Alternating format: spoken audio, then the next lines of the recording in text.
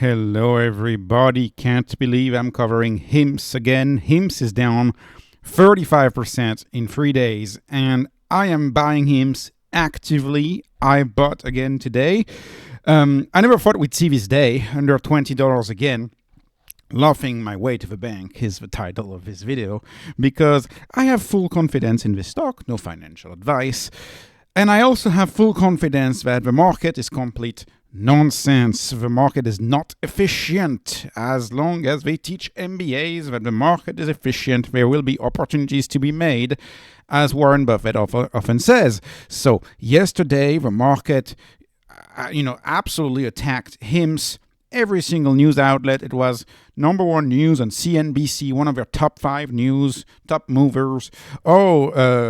Amazon is launching an ED rival offer, an ED drug, ED offer, $19 a month. Amazon's going to take all of the business for HIMS. And, I was upset, but I was also kind of happy because I thought HIMS was a GLP-1 company. So I guess for yesterday, it became an ED company again. That was the first in 18 months. Now, today, the market seems to be identifying HIMS again as a GLP-1 story. And that is because apparently Kennedy weighed in and he said he was not a fan of weight loss drugs. They cost thousands. So I guess thousands should mean multiple thousands of dollars.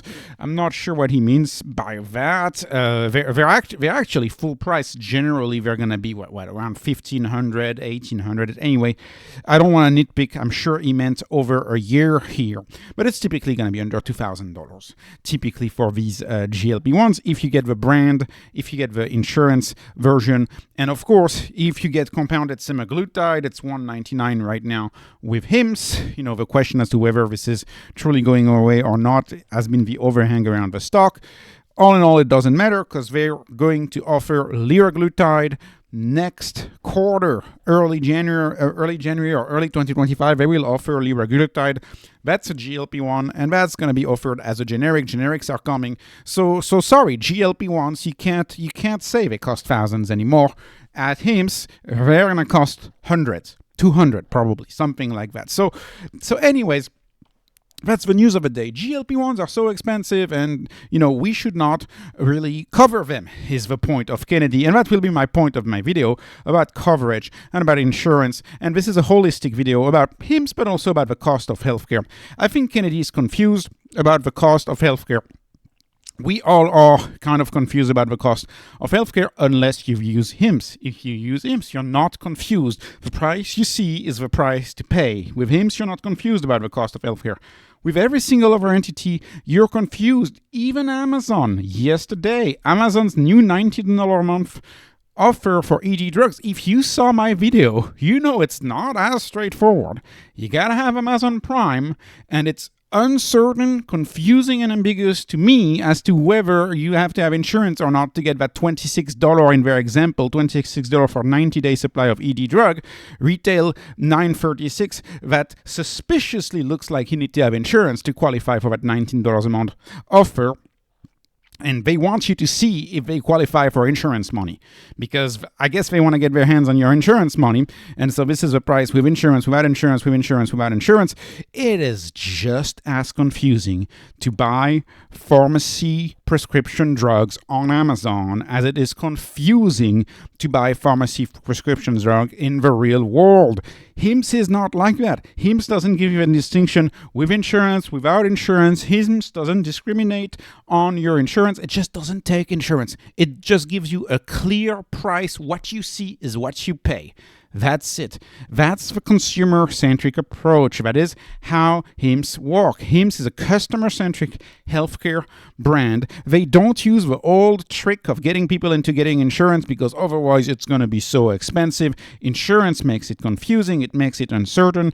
HIMS, once you go on the website, you can find the price of every single product, every single subscription, including the doctor visit and the pharmacy. So that's why I always say HIMS is an e-doctor plus an e-pharmacy without insurance. For this video, it was very easy for me to go on the website and I click on GLP-1, and what do I see? I see a very clear price. I see a clear price. It's written everywhere. So that's the beauty of HIMS. E-doctor plus e-pharmacy without insurance. Amazon doesn't do that. Amazon is not clear, to be honest. It's really not clear, and I'm not entirely biased. Actually, I have some Amazon stock, so I'm not anti-Amazon. Amazon is a great company for a lot of aspects, great cloud service. But for this, I think this is one of hundreds of businesses that they have, and I don't think it's a meaningful threat. Anyways, this video today is about Kennedy, Mr. Kennedy, and his views on GLP-1s. And all stocks are tanking, by the way. Lilly is tanking 5% on the RFK comment on GLP-1. So anyways, what I want to point out is that HIMSS offers a new approach to medicine, one that is not constrained by what the insurance and what the insurance doesn't cover and what it covers. And, Kennedy, his main point is that he's not a fan of weight loss drugs. And what I want to say is that I think most people who take weight loss drugs are actually not a fan themselves either. I'm sure it's not a cherished path of a customer's day to actually have to have these injections. For the case of ED drugs that I've discussed earlier, that's why HIMSS released these hard mints and put the ED pill into a mint, into an easily chewable mint. Well, why did they do that, right? They did that because taking a pill is not a cherished part of anyone's day. And the point of Kennedy is that people should lose weight by eating healthy, organic food, and that the government, of course, should not be paying for Ozempic. And if you follow LifeMD, another company I covered recently, LifeMD, it's a big discussion at Medicare, whether Medicare should cover obesity drugs like GLP-1 is part of a big discussion.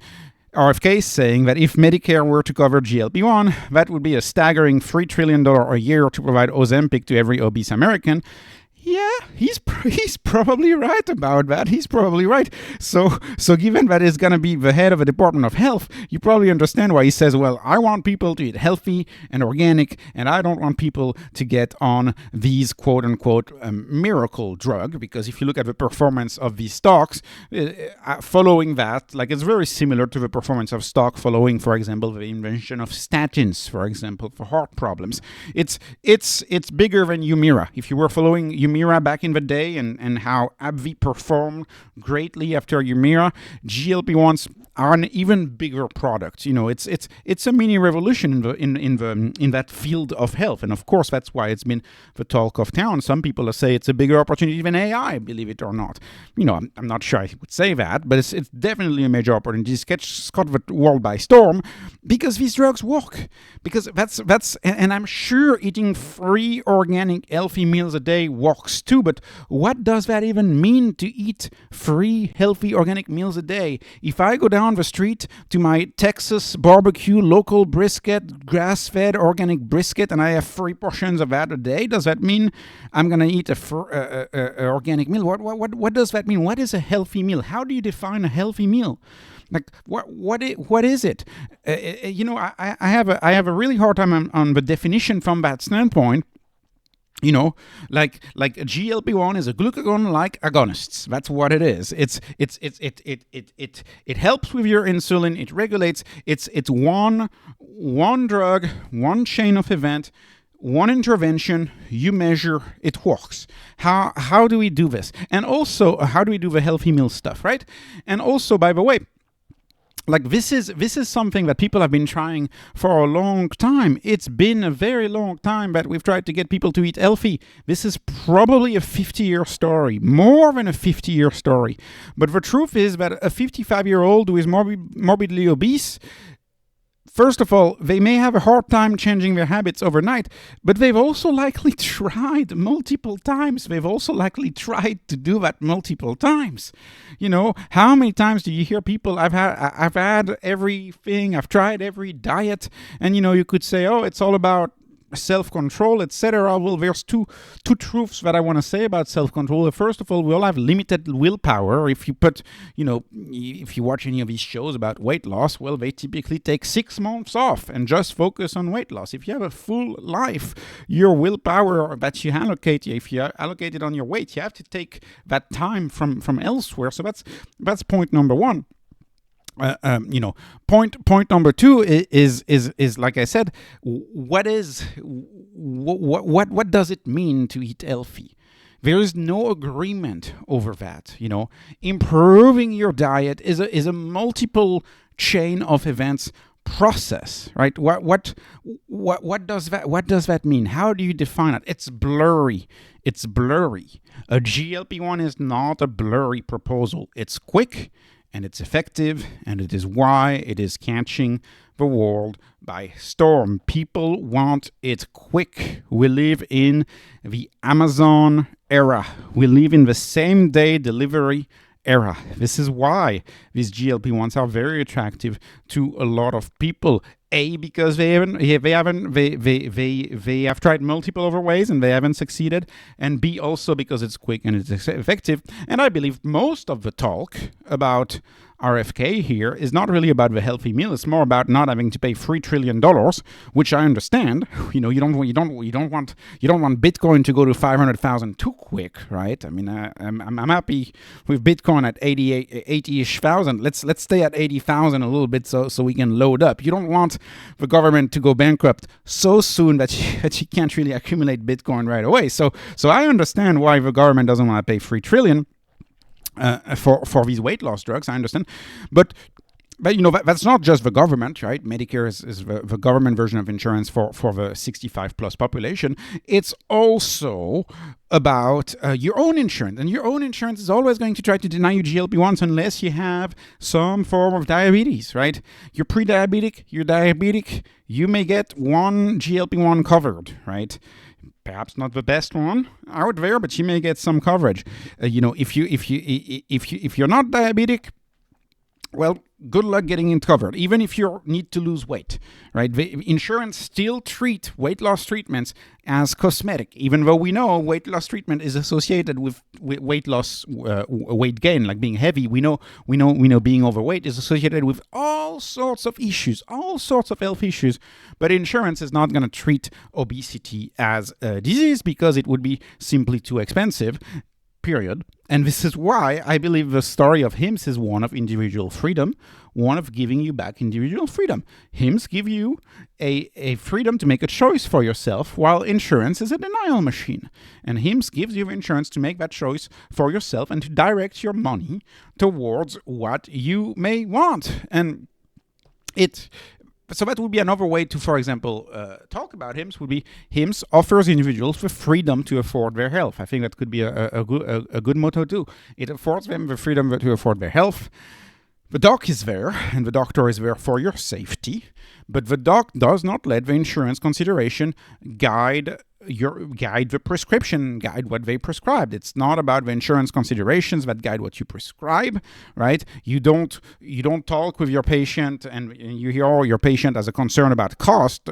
Well, if everything is inexpensive with HIMSS, then the doc is free to prescribe the best weight loss drug that they think is appropriate and not let insurance decide what to prescribe. And all of the talk that I have right here around GLP-1, around ED drugs, etc. Well, all of that would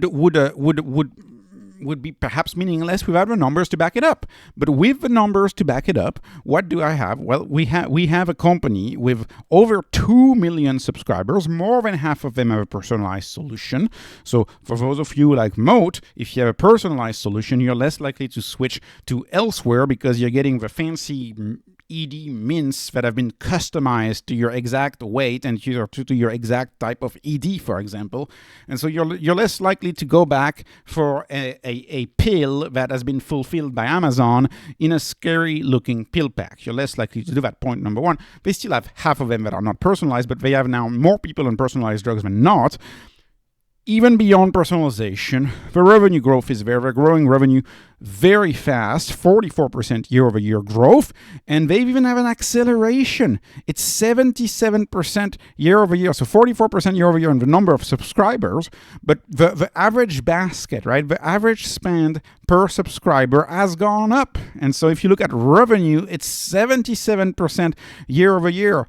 A lot of that has to do with GLP-1s, and GLP-1s are on average more expensive than, say, an ED or a hair loss drug. That's point number one. But another point is also the cross-selling. This company is also doing some cross-selling. And as you see an acceleration in revenue, as you see subscriber growth being strong and steady, 44%.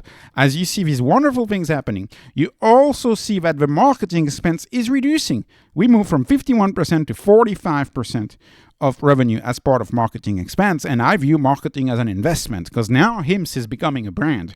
People know Hims now, right? They may not know. For example, I learned during the headlines that there was a company named Mango that was doing the same products of Hims. I had never heard of them besides that headline talking about them because they were mentioned in a lawsuit, right? I had never heard of them. It's a publicly traded company. Go look up Mango. I've heard a little bit of Roman. I've heard a little bit of that one, although I would have no way to know whether they actually offer GLP-1s because I think it's too much of a targeted marketing towards men.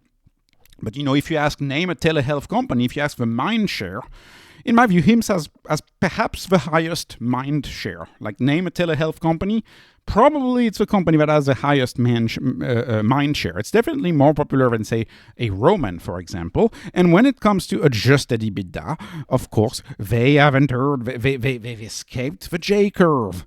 They are now in the steep part of the curve. So this company is becoming profitable, and it's still the cheapest-ish. It's still the second cheapest. Thanks to these headlines, it went down to $19.54 right now. If I look at my spreadsheet, we're back at a 0.07. Right? 3 days ago, this was a 0.105 or something, or 1.1. So we're back to that cheapest part of the curve.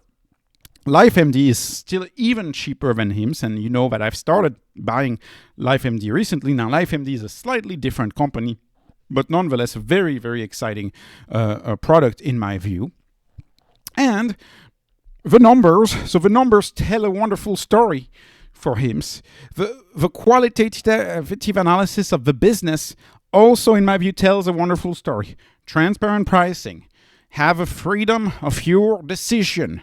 Don't let insurance stop you. Don't let insurance stop you and tell you that you should not be getting the drug because it's not covered by insurance.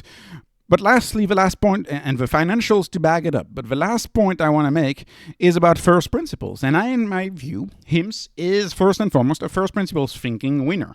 Why is that? First of all, do we need customized drugs? Well, in my view, we do, because the old way to prescribe is, you're a woman, you're this age group, and you're on this weight group. You're between a BMI of 28 and 32, and so you fit these 3 boxes. I'm putting you into these 3 boxes. For these 3 boxes, this aligns with 500 milligram. And then you end up with everybody getting the same dosage. Does that really make sense? In my view, it doesn't make sense.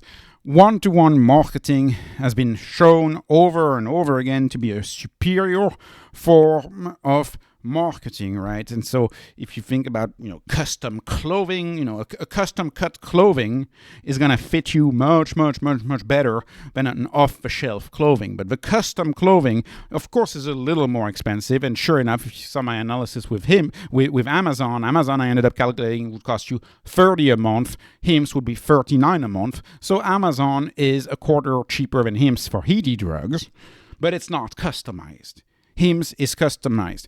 Customers like to feel good. They like to have products customized to them. A custom home is a more premium, desirable product than a standard home, DR Horton, whatever you want to call it, right? Then, do we need 45,000 brick-and-mortar pharmacies? I keep repeating myself on that one. Do we need 45,000 brick-and-mortar pharmacy? The answer to that is no, not anymore in the era of same-day shipping. When it comes to same-day shipping, online is sufficient. And in case of emergencies, you know what? Most hospitals have pharmacies of their own for that very reason, for that moment when you really need the prescription right away. Hospitals in more acute care situations, they handle that. They already have their pharmacies. For most people, overnight shipping is going to work. That's another point. And then, do we need expensive health? Do we need expensive healthcare? And in my view is no, we don't need expensive healthcare when we can get inexpensive healthcare. And how do we get inexpensive healthcare? Using digital doctors. HIMSS, Electronic Records Management System, their IT on the back end is AI ready. You may know that a big part of a doctor's life is to write notes and document everything to make sure they don't get sued. You may have a $15-minute visit, perhaps 7-8 minutes of that visit is spent writing notes. You would think the old system, like the Epic of the world, already have AI notes that like write your notes for you. No, they don't have that. No, HIMSS already has AI notes. It's an AI ready, and then it's going to be even quicker to get doctors to see many more patients in a day, because the AI is going to help you with your notes. The AI is going to help you with a diagnostic. The AI is going to ask all of the questions. And you can get into a situation where via a remote consultation, via a chat box, you can get a lot of work done really quickly. This is why digital doctors, in my view, they are winning and they are going to win. And even if it took the same amount of time, you know what, to be a digital doctor, even if it soon took the same amount of time, they're still going to win, because you don't have to pay for a commercial building. You don't have to pay for insanely expensive commercial buildings, because the doctors work from home. That's so simple. So it's the first principle today. But that's one of the reasons also for stay-at-home work. Is when you stay-at-home work, the company, if they're a new company, they have a strong incentive to be remote first, because then they don't have to pay for these facilities. It's typically old world companies that want you to go back to work in person because they already have facilities and 15-year leases.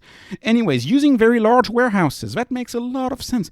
Why do we have 45,000 mini created warehouses throughout the country for pharmacies everywhere? Why don't we have just a handful? Why don't we have just a handful of companies with just a handful of very large warehouses, and we just ship the product? It makes so much sense to me and so much cheaper.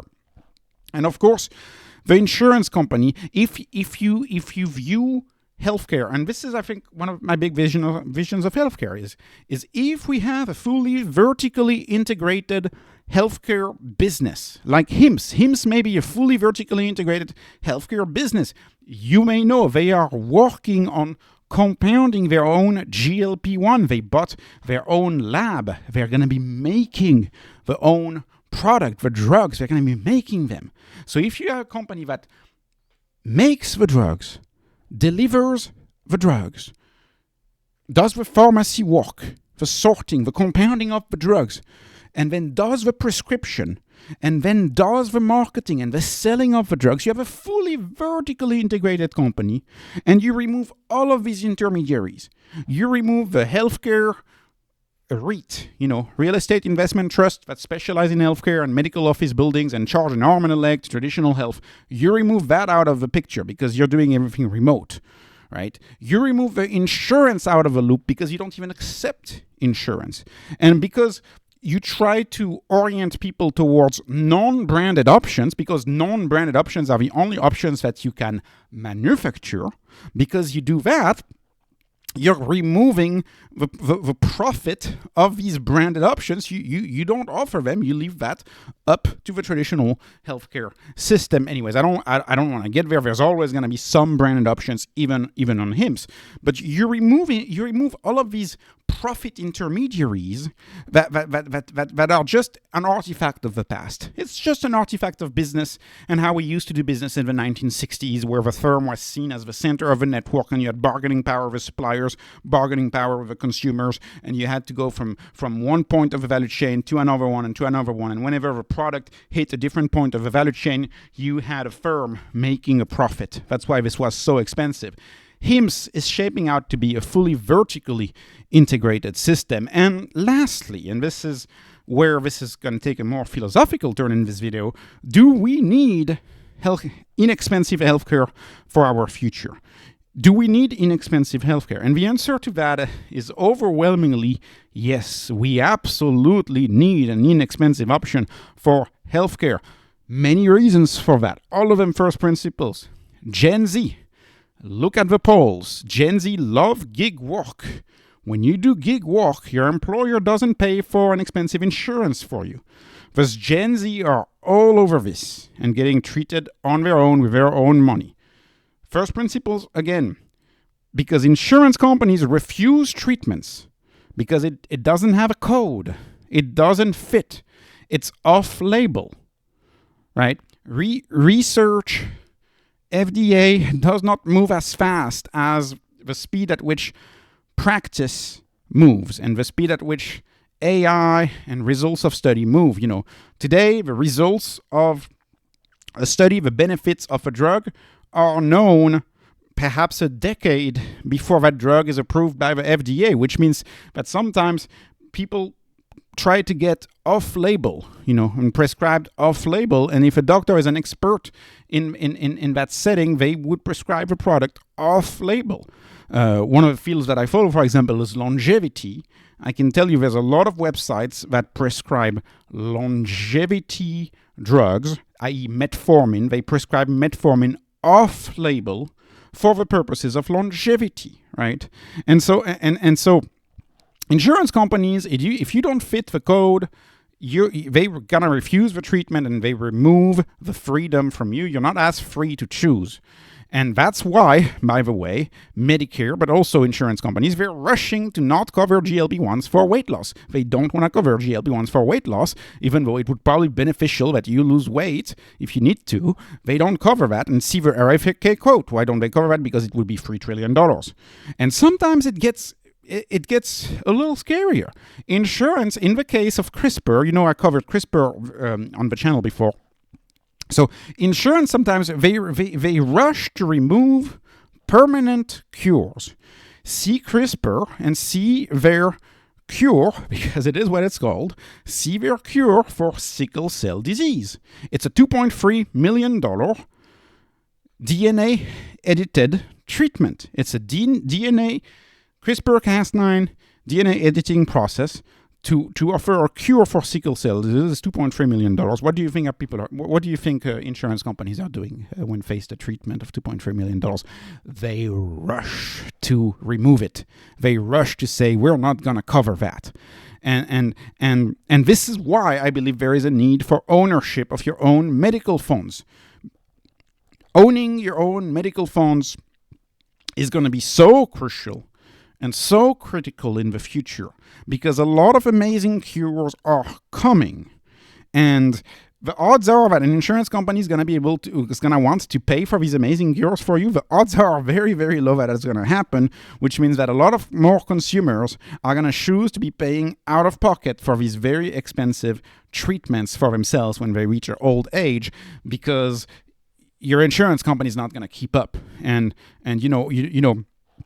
I follow this field pretty closely. Another company I followed was about cancer treatment with antibodies, right? Lantheus, isotopes, radioactive isotopes. There's a lot of fascinating developments.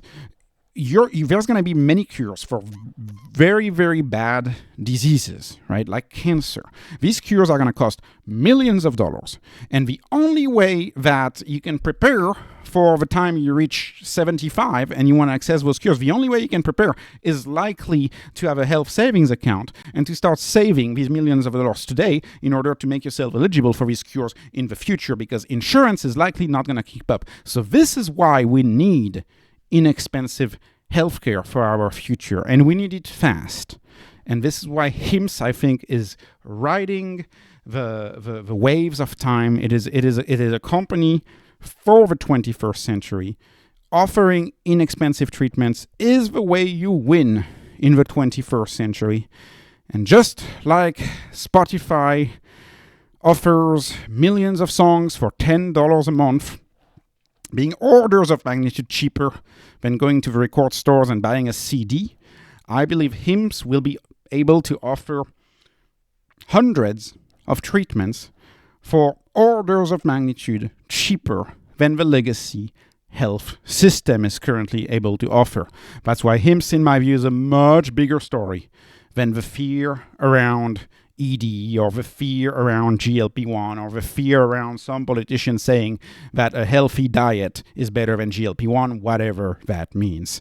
And so this was not financial advice, not investment advice, not health advice, not advice of any kind. This is just entertainment. Sorry if I was a little more, open and sharing my thoughts on this one. Just entertainment as always. Please like, please subscribe. Follow me on Patreon, follow me on X. Thank you for watching this video and have a wonderful, wonderful day.